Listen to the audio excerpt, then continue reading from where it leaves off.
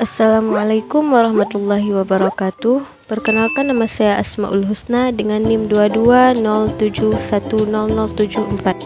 Salah satu tujuan pembuatan video ini adalah untuk memenuhi tugas mata kuliah teori belajar dan pembelajaran dengan dosen pengampu Ibu Hayatun Nufus SPDI MPD. Jadi pada video kali ini saya akan membahas tentang teori belajar John B. Watson.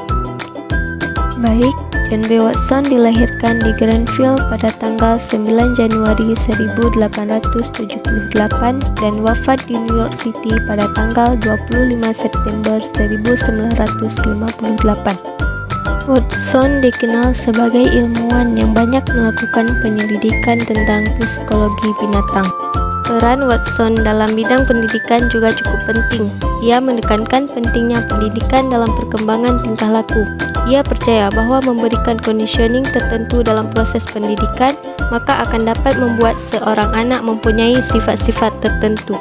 Selanjutnya saya akan menjelaskan teori John B. Watson. Menurut Watson, psikologi mempelajari mengenai stimulus dan respon. Stimulus adalah semua objek lingkungan, termasuk juga perubahan jaringan dalam tubuh. Respon adalah apapun yang dilakukan sebagai jawaban terhadap stimulus. Kemudian, Watson tidak mempercayai unsur herediter atau keturunan sebagai penentu perilaku. Perilaku manusia adalah hasil belajar sehingga unsur lingkungan sangat penting menurut teori ini. Pandangan Watson dalam kerangka jiwa tubuh sangatlah sederhana. Jalan dengan fokusnya terhadap ilmu yang objektif. Maka psikologi harus menggunakan metode empiris. Dalam hal metode psikologi adalah observasi, pengkondisian, pengujian, dan laporan-laporan verbal. Secara bertahap, Watson menolak konsep insting, mulai dari karakteristiknya sebagai refleks yang unlearned hanya milik anak-anak yang tergantikan oleh kebiasaan, dan akhirnya ditolak refleks sederhana seperti bersin, merangkak, dan lain-lain.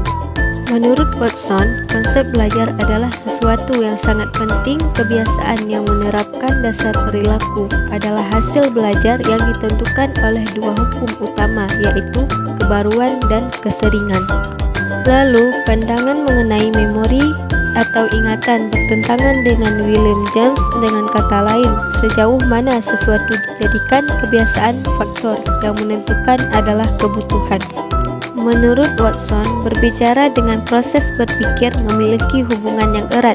Thinking adalah proses berpikir didasarkan pada keterampilan bicara dan dapat dilakukan dengan gerak bibir atau gerak lainnya.